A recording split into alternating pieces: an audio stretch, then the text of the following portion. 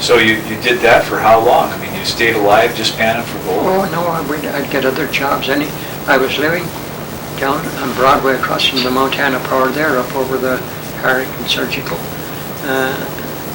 51 East Broadway. And Mrs. Copenhaver had the Bell Employment there. And some jobs had come in there, you know, to do different things, move stuff or clean something or do some papering or something or wash windows. Any kind of a job you got, you just take it, you know. Well, did you ever remember just down the street when they had the Butte Hotel, remember politicians talking from the balcony? I remember they were talking from there, and they were talking from the Thornton Hotel balcony. Oh, who do you remember? Do you remember any of them? I think some of them, I think I heard them saying the Taft was there. I don't know, but I never saw anybody there in my time. I see. So you did odd jobs all through the Depression? Through the Depression, I don't. Well, I could make more downtown than the miners were making up on the hill.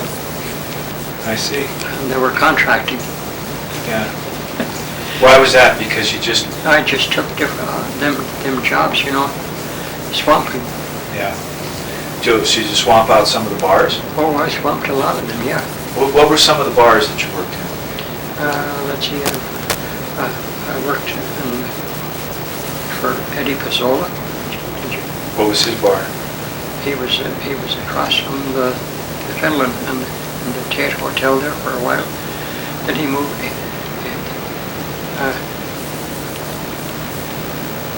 There was a fellow here, Mike Swedish, that had been a porter at the Finland before I was there, and he had left the Finland, and then I took his job, and he had about 7 or 8 bars that he was cleaning around town, and when he'd go on a vacation, I'd take over his jobs, you know, for him.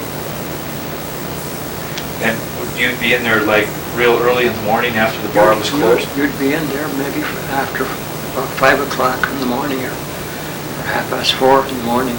Was the bar ever closed or just quiet? It was closed up tight, yeah. Did you ever clean up bars around the red light district? No. Never went down there, huh? No, I worked for Eddie Price down there in the corner, though. He had the caskets down there and different things. Now, where was that? What address? He was down the corner of Galena and Wyoming Street down there. And he made caskets? No, they shipped the caskets in here. Oh, I see. He stored them there. He had them stored there. And what did you do for him? I cleaned the place for a while. I see. I cleaned a lot of places, you know. Yeah. I worked at Burr's Store. Did you ever hear of Burr's Store? No. Did you ever hear of Simon's? Yes. Well, Simon's became Burr's Store. When Simon's went out of business, Burr's took it over. Oh, I see. And I worked at Burr's, but they were, the clerks went on strike there. And so that meant everybody was out on strike then. I was out along with them, you know. And there's one lady living right here now that worked there. It's Emma Goodland. Well, when you were doing this work through the Depression, did you ever see any more gunmen? Company gunmen? Oh, I saw company gunmen because there were different strikes. You know, I was here during the big strikes. You know. Well, what are some of the strikes that you remember? The big ones. Well, the '59 one was a bad one. You know. And what made that worse than it ever was the company called in their good men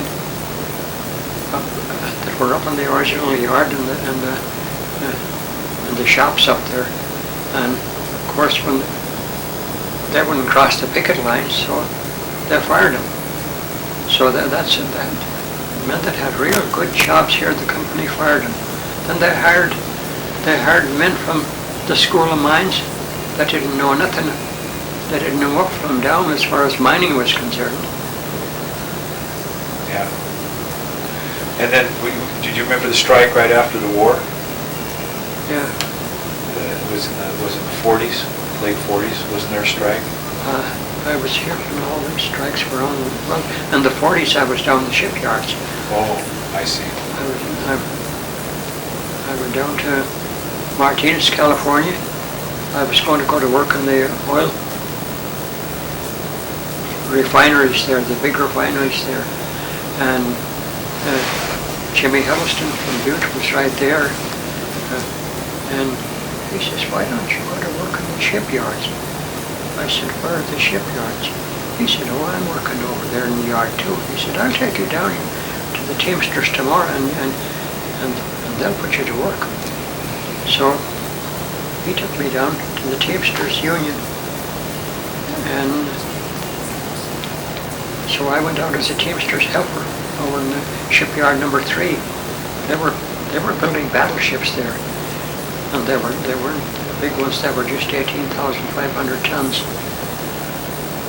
And they had regular dry docks there for to build them in Yard 3. But there was 2 big yards there that were building Liberty ships. There were all Kaiser yards there in Richmond. And they built a ship, and there was one a day going to launch one ship a day down there of the Liberty ships. And they had the other boats that they were building, the landing crafts, LSDs or something they called them. That was another yard. And you worked in the shipyards during the war? Yeah. I was too old to get into I was too young for World War I. I was too old for World War II. They passed that 38 law, you know. What was that? That they didn't want anybody that was over 38 years old. I see.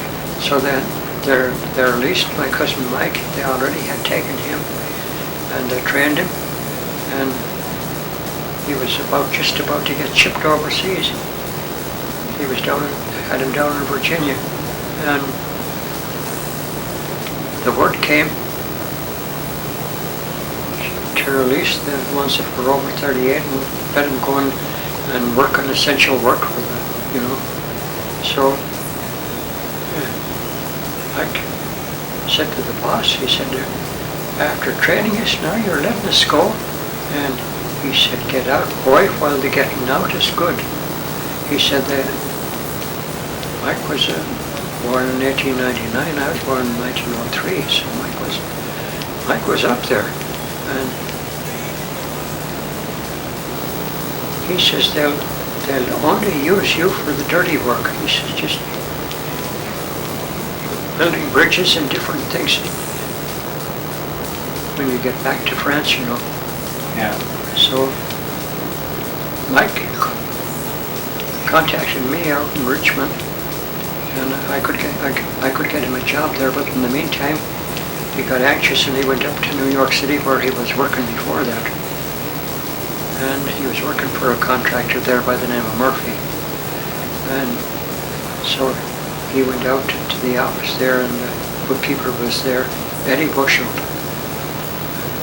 So we asked Eddie, is there any openings? And Eddie said, sure, we'll put you to work.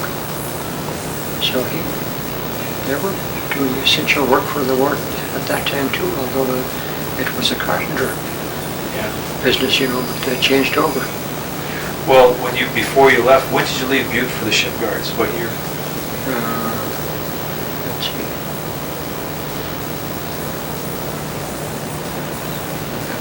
What year did I leave?